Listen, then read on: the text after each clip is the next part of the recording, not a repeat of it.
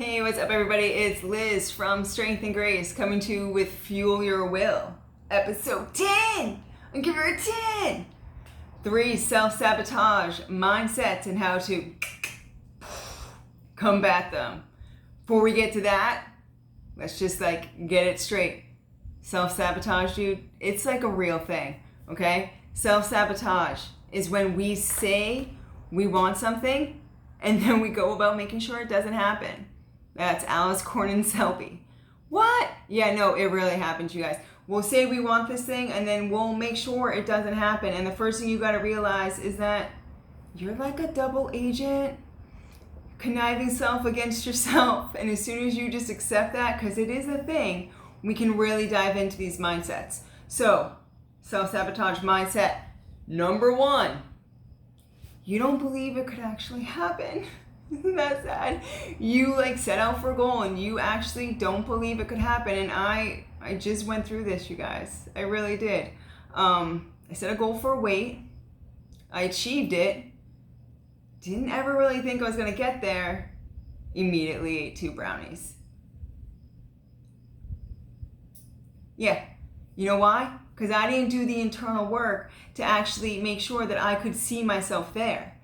What this is, when we think and believe one thing and then the actions and stuff don't actually match up, it's called cognitive dissonance. Big word, you guys, I'm using big words.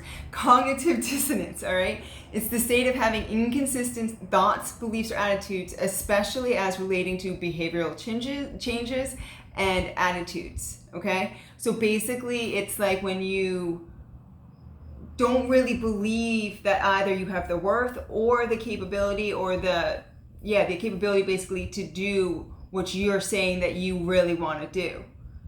So you don't think that you can actually get there because you don't think that you're actually able to get there, right? And you can't actually see it. So you can't even see it either. You don't see yourself actually achieving it. So here is my battle plan, my combat strategy for this one.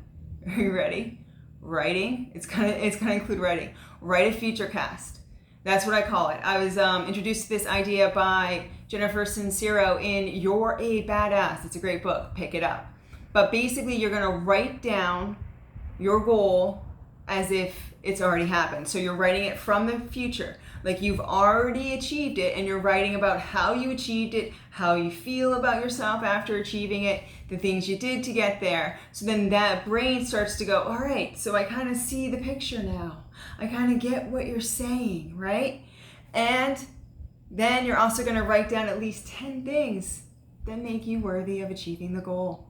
Because if you also don't believe that you're worthy of it, same thing, cognitive dissonance, you're not going to get there. So write down 10 things that make you worthy of achieving the goal and read those every day.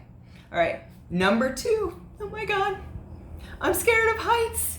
I'm scared of getting up there. You guys, it's so far away from where I am. And if I just stay here at base camp, I don't have to deal with the heights up there. Okay, because sometimes when we get really far, we have to fall.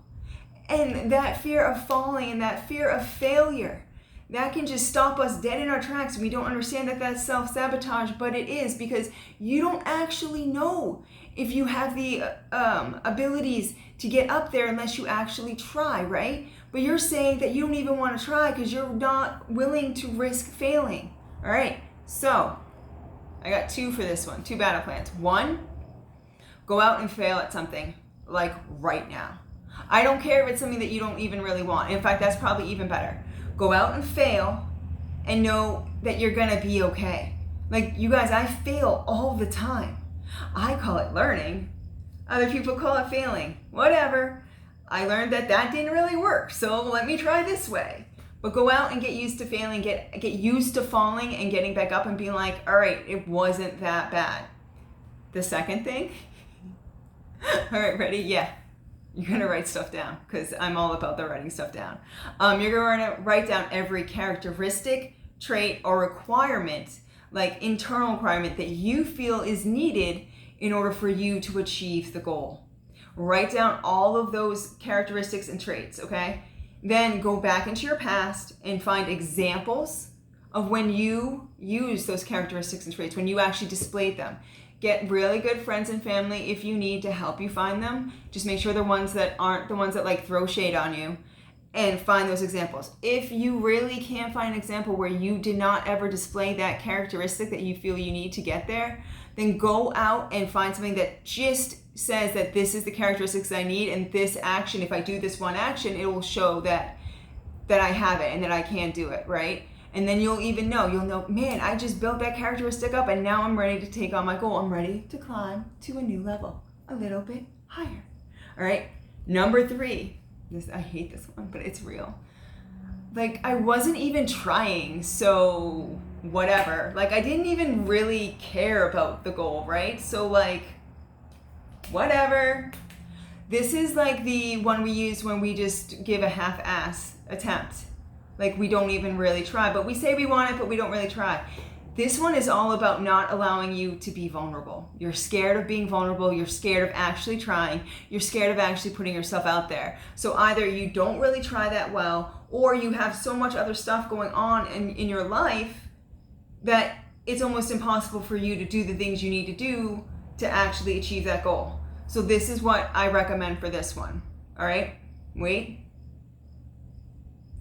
Holding. Yes, you're going to take a breather before you even start. You're not even going to start thinking about this goal or taking it on for yourself until you figure out what actually is required, not just characteristics, but the steps, the time requirement, the dedication, the actions. Do you need to buy new sneakers? How long is this going to take? How many hours a week do I need to commit to this?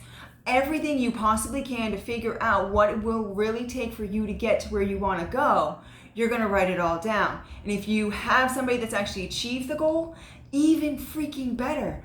Talk to them and be like, tell me everything that you did to get you there so I know what I have to do to get there. Okay? Then you're going to take that list of requirements and you're going to look at yourself and you're going to say, am I willing to commit to every single one of these to my fullest potential? Also define fullest potential so we're not like unclear on that. And if it's a no, right? If you really can't, find out why. Is it because you have too much on your plate? And if this one's really important, then figure out ways to get the other stuff off your plate. All right? If this is the one that you really want to work on, you really want to achieve, all right?